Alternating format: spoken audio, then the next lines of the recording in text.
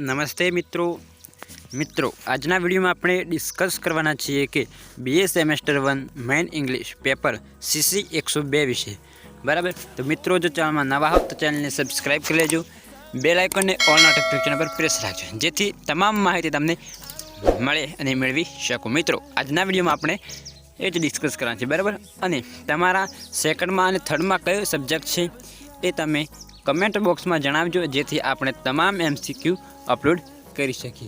मित्रों आजनो विडियो अपने स्टार्ट करिए। तो सौ प्रथम तमे जोई शकता हशो the age of Chaucer is spheroid of. तो जवाब में ए transition.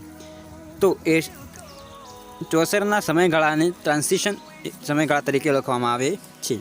The age of Chaucer witness the dethronement of. तो कया समयगाळा? तो कोना? तो एडवर्ड टूना ए विटनेस એટલે કે સાક્ષી છે સમયગાળાનો બરાબર, એટલે કે એજ ઓફ ચોસર। તો એ એજ ઓફ ચોસરનો વિટનેસ સાક્ષી તરીકે રિચાર્ડ ટુ છે બરાબર। ધ પેરોઇડ બિટવીન 1340 ટીલ 1400 એટલે કે 1300 થી 1340 થી 1400 ના સમયગાળાને વચ્ચે કયા સમયગાળા તરીકે ઓળખવામાં આવે છે? 1340 થી લઈને 1400 સુધીના સમયગાળાને કયો સમયગાળા તરીકે ઓળખવામાં આવે છે? તો age of Chaucer, the age of Chaucer બરાબર। Next the 100 war begins in year. તો 100મા વર્ષમાં કયું યુદ્ધ શરૂ થયું હતું? એટલે કે ક્યારે શરૂ થયું? જે 100મું યુદ્ધ શરૂ થયું એ ક્યારે શરૂ થયું હતું? તો 1337માં એ યુદ્ધ શરૂ થયું હતું। તો नेक्स्ट જોઈએ કે hundreds of people died every day in England because of during Chaucerian age। તો 100 થી વધારે લોકો દરરોજ ઇંગ્લેન્ડમાં મૃત્યુ પામતા હતા। તો કયા સમયગાળા દરમિયાન? તો કયા કારણે? તો ધ બ્લેક ડેથ, એ સમયગાળાને બ્લેક ડેથ તરીકે ઓળખવામાં આવે છે, કાળું મૃત્યુ બરાબર। नेक्स्ट है John Wycliffe was the greatest. तो जॉन वाइक्लिफ ने सौथी श्रेष्ठ शामा मानवामां आवे छे? तो तेमने रिलीजियस रिफॉर्मर में सौथी श्रेष्ठ मानवामां आवे छे। खाई जग्या among the following is the remember of the metaphysical school of poetry. तो कौन मेटाफिजिकल पोएट्री स्कूल ऑफ ने मेम्बर तरीके मानवामां आवता हता? तो ऑल ऑफ द थ्री एटले के आ त्रणेय Richard Crashaw, George Herbert, Andrew मार्वलने आ त्रणेय पोएट ने मेटाफिजिकल पोएट्रीना मुख्य लेखकों एटले के पोएट्स मानवामां आवता हता। खाई जग्या use the term metaphysics in the context of John Donne's poetry. एटले के जॉन डन पोएट्री में केवा प्रकारनी ना मेटाफिजिकल पोएट ने उपयोग करता था? तो तेओ जॉन ड्रायडन के जे जॉन डन जेवा व्यक्ति ने मेटाफिजिकल कॉन्टेक्स्ट तरीके जोता था। नेक्स्ट है is not a religious poet of metaphysical school. एटले के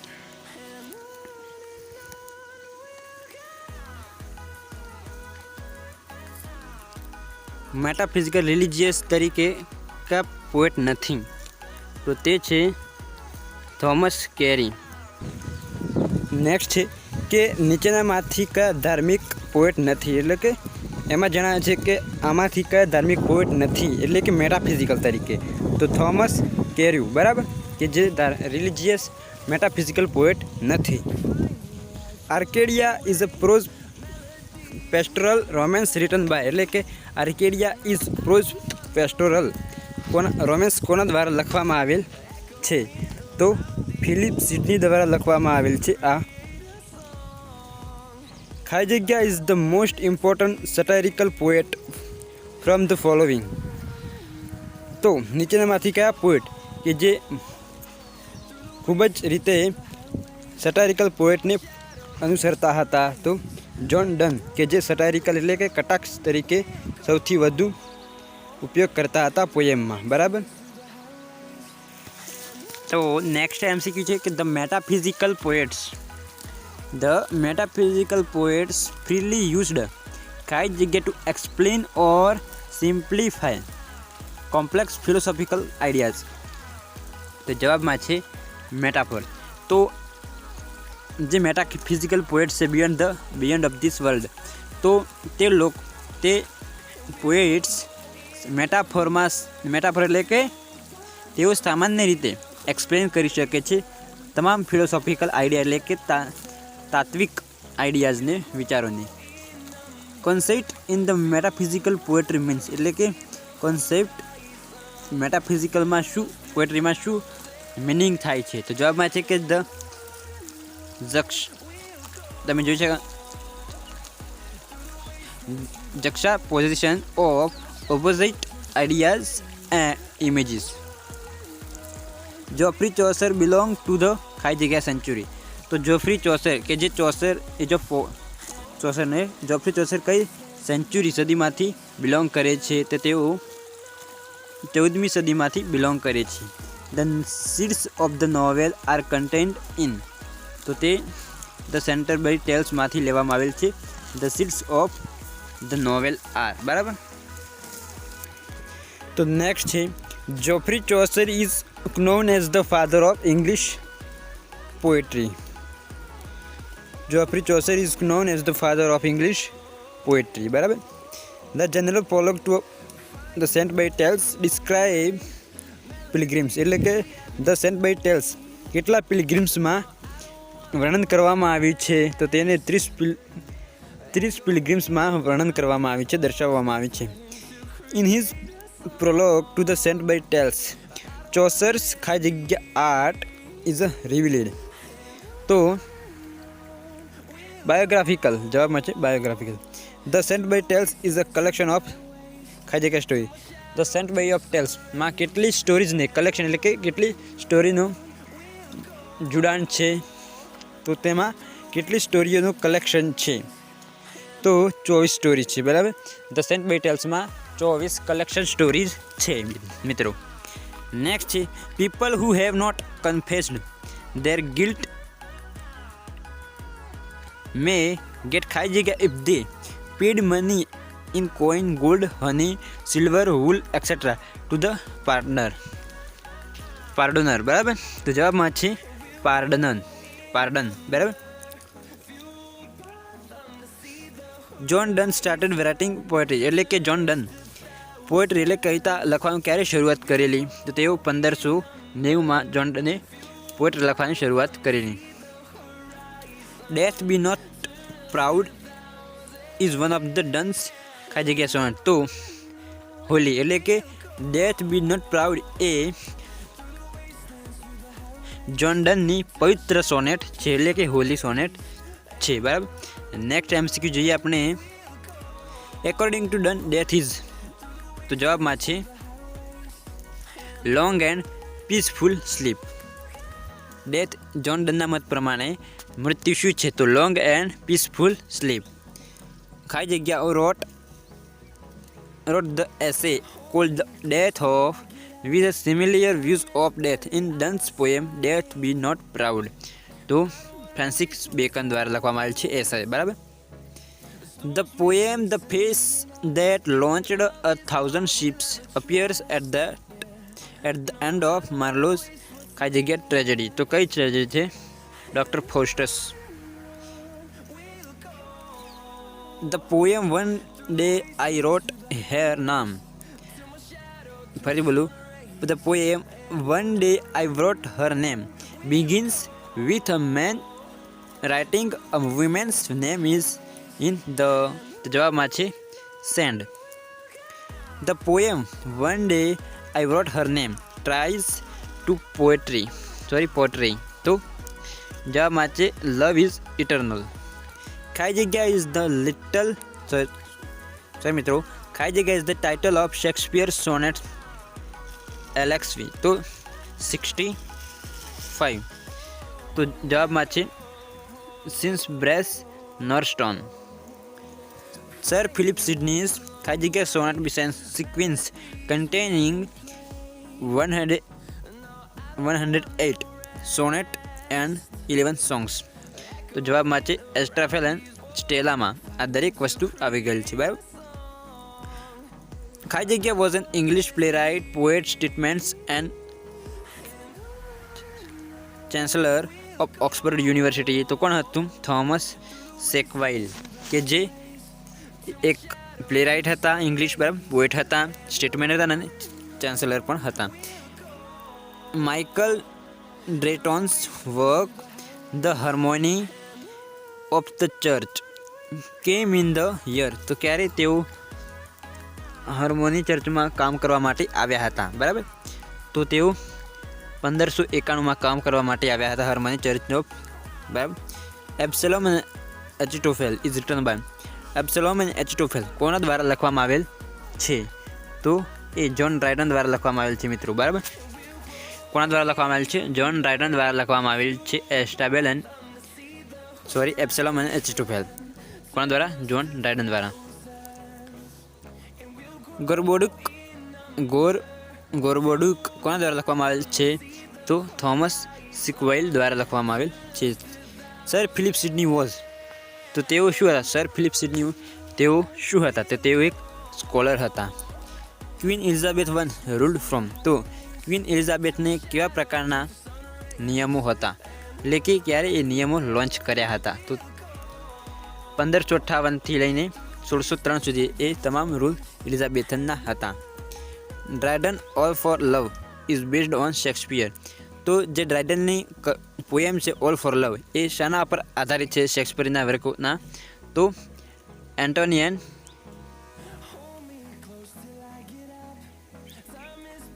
સોરી મિત્રો, અહીં શું છે થોડું વાંચવામાં તકલીફ પડે છે. એન્ટોનિયન તમે કોમેન્ટ બોક્સમાં જણાવજો. બરાબર. એ એન્ટોની અને બીજું શું છે મિત્રો? બરાબર.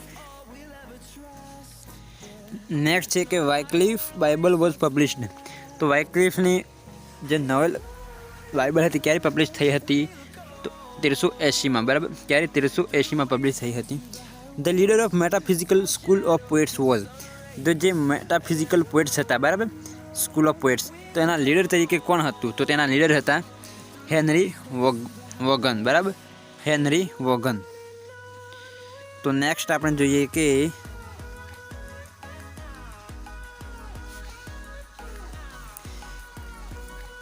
ખાલી જગ્યા રોટ ધ વર્ક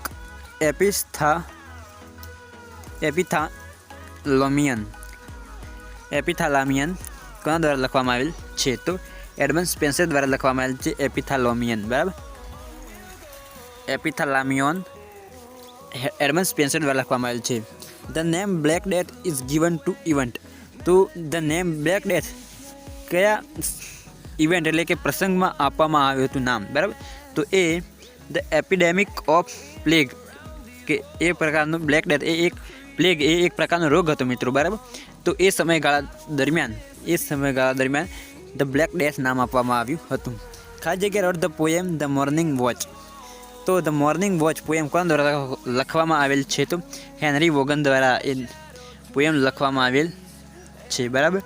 તો નેક્સ્ટ છે કે ખાલી જગ્યા is the famous literary dramatic personality of Elizabethan age. તો એલિઝાબેથન એજના સમયગાળા દરમિયાન કયા પોએટ ડ્રામેટિક તરીકે પર્સનાલિટી ફેમસ હતા? તો વિલિયમ શેક્સપિયર તે સમયગાળા દરમિયાન ખૂબ પ્રખ્યાત હતા. બરાબર. The metaphysical poetry began early in. તો મેટાફિઝિકલ પોએટ્રી કયા સમયગાળા દરમિયાન શરૂ થઈ હતી? તો જેકોબિયન એજ સમયગાળા દરમિયાન મેટાફિઝિકલ પોએટ્રી શરૂ થઈ હતી. ખાલી જગ્યા was known for the sonnet sequence Astrophel and Stella. તો એસ્ટ્રોફેલ સ્ટેલા કોના દ્વારા લખવામાં આવેલ છે? તો સોરી મિત્રો. બરાબર. તો ખાલી જગ્યા was known for the sonnet sequence Astrophel and Stella કોણ દર્શાવ્યો હતો? એના સિક્વિન્સ કોણ દર્શાવ્યો હતો? ફિલિપ સિડનીએ દર્શાવ્યા છે તેના સિક્વિન્સ.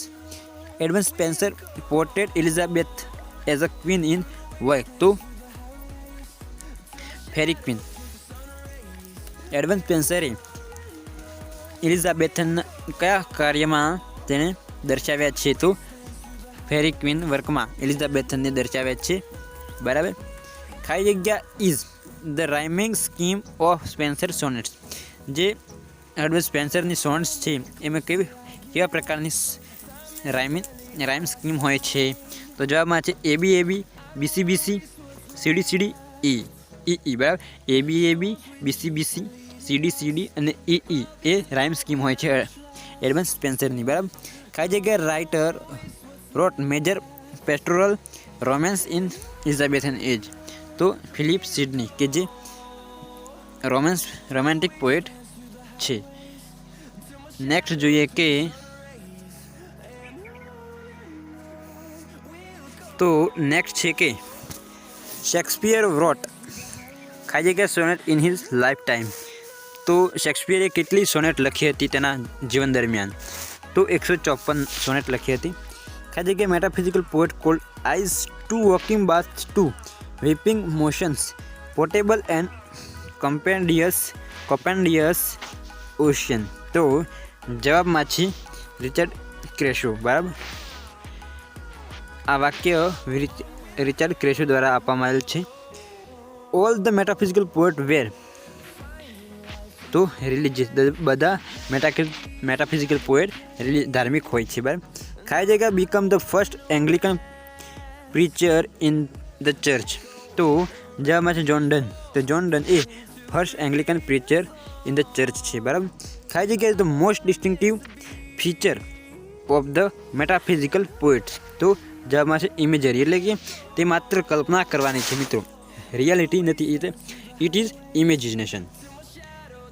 Andrew Marvel was a tutor to the daughter of. તો જવાબમાં છે લોર્ડ ફેરેક્સ. જવાબમાં છે જોર્જ હર્બર્ટ્સ. ખાલી જગ્યા word show his zeal for the Church of England and concern with practical theology. તો જવાબમાં છે the Temple. The poem hymn to Saint Teresa was written by. તો હિમ ટુ સેન્ટ ટેરેસા કોના દ્વારા લખવામાં આવેલ છે? તો જવાબમાં છે રિચર્ડ ક્રેશો દ્વારા લખવામાં આવેલ છે. તો મિત્રો અહીં આપણે 1 થી 55 શીખ્યા, મોસ્ટ ટાઈમ શીખ્યા. મિત્રો જો સમજાવવામાં મને થોડી તકલીફ પડી હોય તો નાના ભાઈ સમજીને માફ કરજો. અને જો તમને મદદરૂપ થયો તો તમે વિડીયોને લાઇક કરી શકો છો. અને આવા જ વિડીયો મેળવવા માટે, તમામ માહિતી મેળવવા માટે જૂની મિત્રો ચેનલને સબસ્ક્રાઈબ કરી લેજો, બરાબર. અને સેકન્ડમાં થર્ડમાં કયા સબ્જેક્ટ છે જણાવજો, જેથી તમામ MCQ આપણે લાવી શકીએ. મળે છે મિત્રો નેક્સ્ટ વિડીયોમાં. જય હિન્દ, જય ભારત.